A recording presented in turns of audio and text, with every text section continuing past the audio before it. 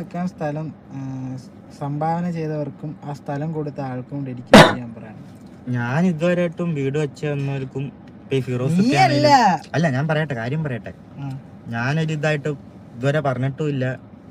എന്തായാലും പറഞ്ഞിട്ടുള്ളത് എന്റെ പേരിലെന്നാ തന്നേക്കുന്നത്. ഞാൻ ഇതായിട്ട് ഒരു കാര്യം പറഞ്ഞിട്ടുമില്ല. ഫിറോസൊക്കെ ആണെങ്കിലും എനിക്കിടയ്ക്ക് മെസ്സേജ് ഇടാറുണ്ട്. ഞാനായിട്ടൊരു പ്രശ്നവും ഇല്ല. എനിക്ക് വളരെ സന്തോഷം മാത്രമേ ഉള്ളൂ അങ്ങനെ ഒരു വീട് എനിക്ക് തന്നതിൽ. നല്ലൊരു വീടാ, വളരെ നല്ലൊരു വീടാ അത്. നല്ല വീടാ.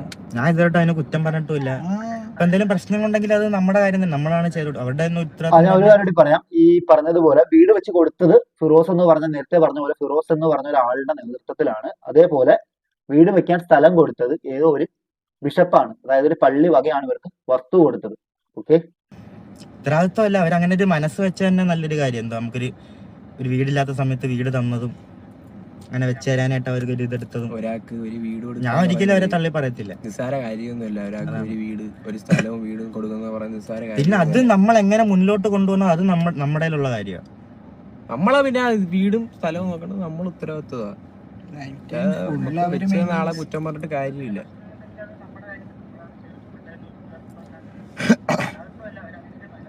എനിക്കിപ്പം കംഫോർട്ടായിട്ട് നിൽക്കാൻ പറ്റുന്നതെന്ന് വെച്ചാൽ കൊല്ലത്തെ പറ്റത്തുള്ളൂ. അതുകൊണ്ടാണ് ഞാൻ കൊല്ലത്ത് നിൽക്കുന്നത്.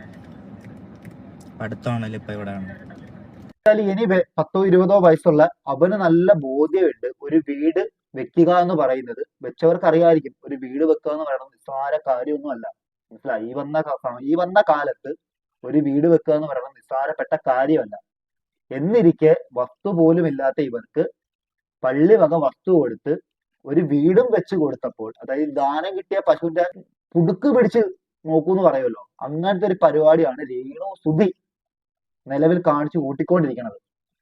റീച്ചിന് വേണ്ടിയിട്ടാണോ ഇനി എന്ത് കാരണത്തിനാണെങ്കിലും പിന്നെ വീട് വെച്ച് കൊടുത്തത് ഈ പറഞ്ഞ ഫിറോസ് ആണെങ്കിലും ഈ പറഞ്ഞ പുള്ളിക്കാരെല്ലാം, അതായത് ഫിറോസ് എന്ന് പറഞ്ഞ പുള്ളി മെയിൻ, അതായത് പുള്ളിയുടെ, അതായത് ഇവര് സെക്ഷനായിട്ട് എന്തോ വീട് വെച്ച് കൊടുത്തത്. ഞാൻ പുള്ളിയുടെ വീഡിയോ കണ്ടതില് എനിക്ക് മനസ്സിലായത് ഘട്ടം ഘട്ടമായിട്ടാണ് ഇവര് പലരിൽ നിന്നും ക്യാഷ് അറേഞ്ച് ചെയ്തിട്ട് ഈ വീട് അവർക്ക് പണി തീർത്ത് കൊടുത്തിരിക്കുന്നത്. മനസ്സിലായ?